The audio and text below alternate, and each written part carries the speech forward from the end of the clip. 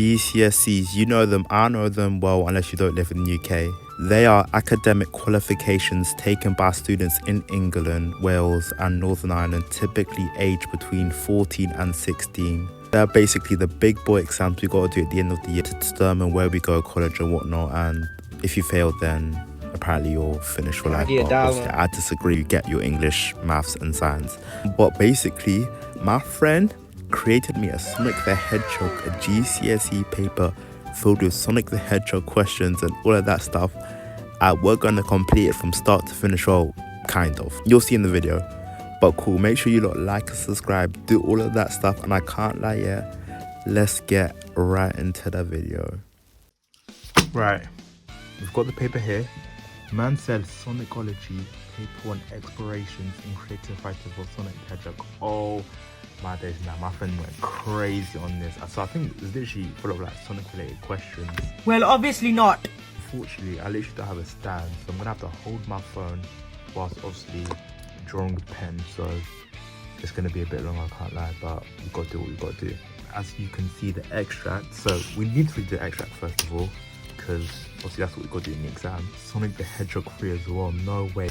Okay, we better read this then. Oh my blimmin' days. Alright, so basically, yeah, I don't know if I can be bothered to read that all, but you lot can just check out for yourself. 6 hours later. So first question is, list 4 things about Sonic from this part of the source. So from what we know, just the last blow, I guess, because he got hit, so surely that's what we could say. Shut the fuck about his situation, so we can say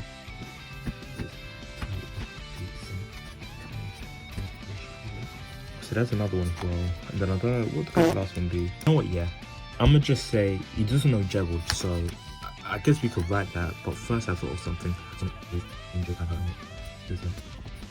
It doesn't directly state Gerald. Well, it just mentioned Vampire Robotnik, so yeah, I guess we could I'll just say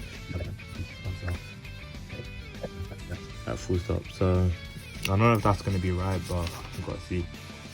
Moving on. So this is another part of the extract. Well, it is part of it, but it's just obviously now we have it in this box now. So how does the writer use language here to convey Sonic's character in this extract?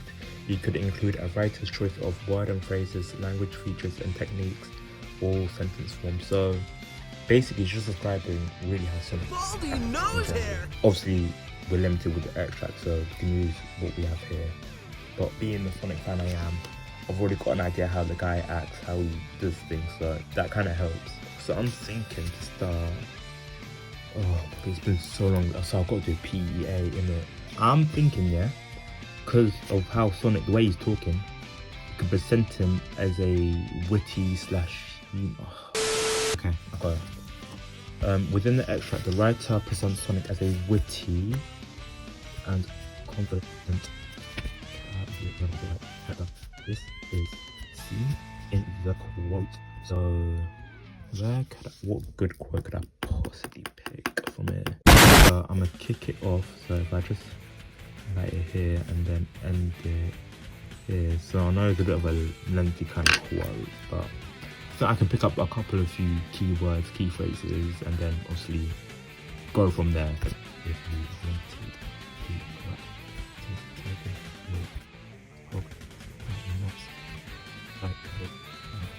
Flipping, this is gonna take me such a while. Alright, give me a sec. 3 days later. Pair of branches, or something a little more. Bro wrote the same thing twice. What is wrong with this guy? How about I only just clock that now? What the hell? Wait. I couldn't say it right. Emphasizes. I don't even know. stupid? He's mocking shadow, innit? So you could say mocking shadow. You don't know what he's exactly known, so we can just say something foolish or reckless instead of acting serious. Sonic used sarcasm and the cocky witty and man, it's actually not. I promise you, holding a phone while writing is not for the weak. I'm telling you that right now. Let's talk about him before we go on to like key phrases. His humor, so we got a flip now. with his way of spilling commitment with potentially dangerous situation, also shows that he doesn't respect or fear anybody he's talking to. He's just making fun of them. That colour, I think that's good. I think that is good enough. Tell me this is an 8 marks right here, right here. I don't know, do I have to do 2 normally in the actual exam? I don't even know, but you know what? I'm gonna leave it with that. That is second question done. That's the second question only. Alright, cool. Let's get moving on. Right. Third question. Now we need to think about the whole source. This text from a scene of Sonic Hedgehog 3. Well, how has the writer structured the text to interest you as a reader? You can write about what the writer focused on, your attention at the beginning of the source, how and why the writer changes this focus as the source develops, any other structural features that interest you. What actually does, I wonder what actually interests me. I just forgot. I forgot to put the key phrase for this question. I can't be bothered. Maybe I'll do that at the end actually. But right, let's get into this. I'm saying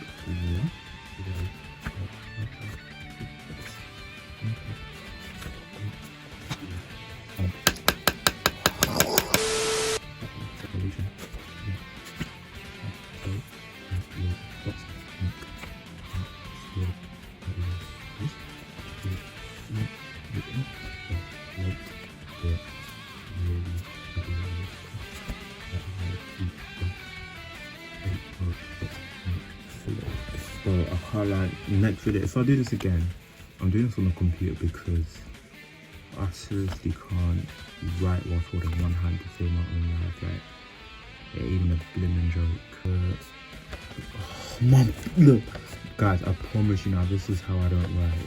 Oh, great, yeah, makes sense. Of unfinished business. For moving more to keeping. Oh my days, keeping. Read all my days. You know, yeah, I feel like a book reader, you know. Okay. Well, I know technically the extract's based.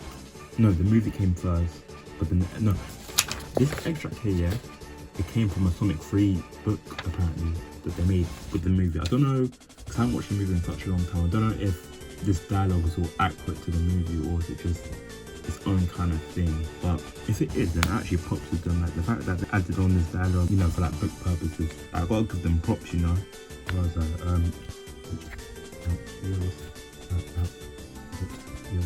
happen.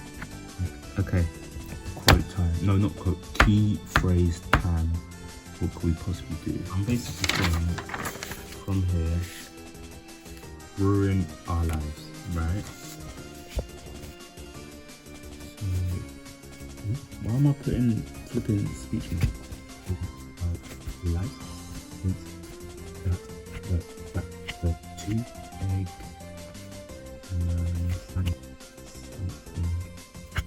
bigger possibly revenge by reason. I guess we can consider it a twist. I know maybe it's just obviously it's egg, man. It's not a shock that he's gonna try and ruin Sonic and Shadow's lives, but for the sake of the exam, I'm just gonna put it. That is a wow, such a shock. I never knew they want to ruin their lives. Maybe and sure.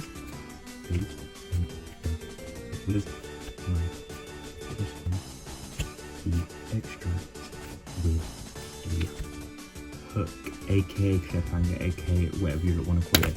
Right, I'm calling that wraps. That is question 3 over and done with. I don't know if that's good enough, but that's all I can do. No other PEX. I can't be bothered. I'm trying to get through this exam. 2,000 years later. I'm gonna be so real, yeah. I kind of left this paper for a couple of days, like, so I'm right back on it. Alright. Oh, how about I've already started this? Okay. Focus this part of your answer on the second part of the source. From line 20 to the end, a student said from the moment Shadow speaks, the writer presents him as a cold and indifferent, but by the end it seems like he may now be more conflicted than he lets on. To what extent do you agree? In response, you could consider your own impressions of Shadow's feelings, evaluate how the writer describes presence What? Oh, my friend got that wrong.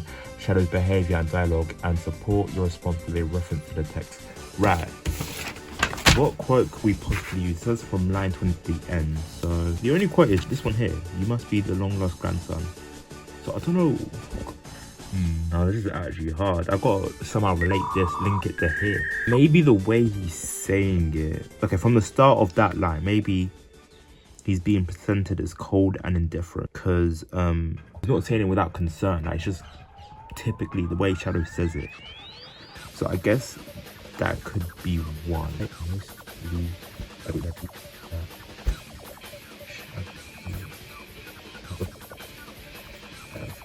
Cold.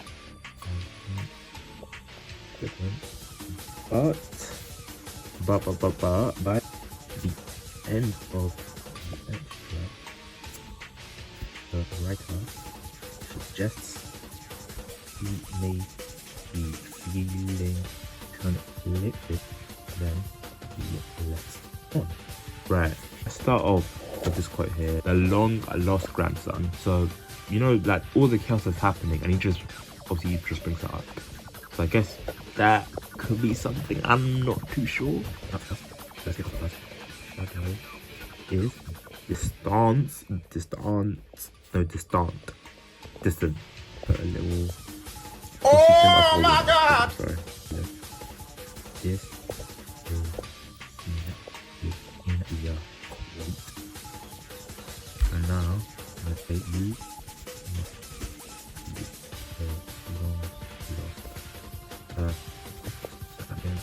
Grandson. This quote is spoken without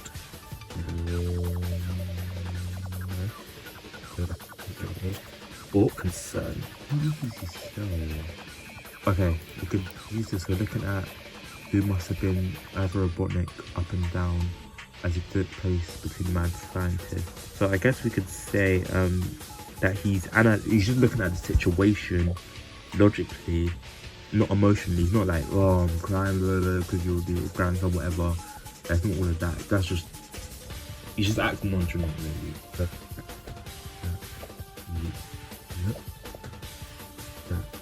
who must be either Robotnik up and down shows. I don't know why I put full stop there. He's analyzing the situation logically emotionally. It can't actually, because no like apostrophe whatnot, the exclamation mark, question mark in the middle of chaos gives the impression that he is completely detached. Alright, that is it for that. Next up, I'm saying, so I think earlier on we said that suggest that he may be feeling more conflicted than he lets on. Still look like between 20 and the end. Oh, that almost fell. Shadow and my man were really alike. We both got Robotnik trying to ruin our lives. So I don't know, it could possibly give a hint that Shadow is he might react to Sonic more than he lets on. That maybe Sonic, the fact that he said Shadow my man, like you think Shadow and him are buddies, and it's like an emotional appeal, like we're really like all of that stuff. So maybe he's just silently processing what he was said rather than just ignoring it. And just hear me out.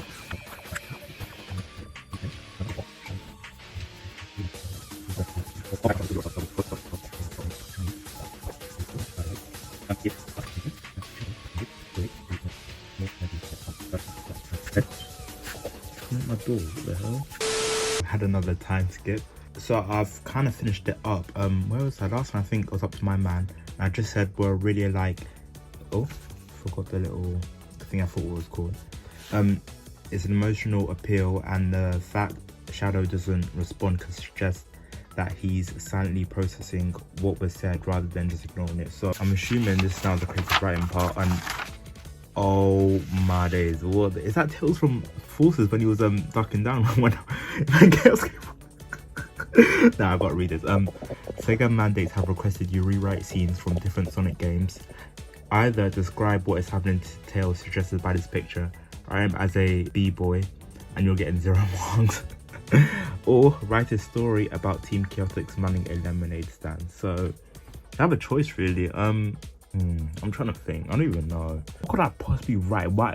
Like, what's the context for why Tails is just ducking down like that? Like, I don't know what I could possibly say for that. And also, I think in general, you know, like the English language papers when they do the creative writing part, if you do the pictures, it kind of like limits your creativity.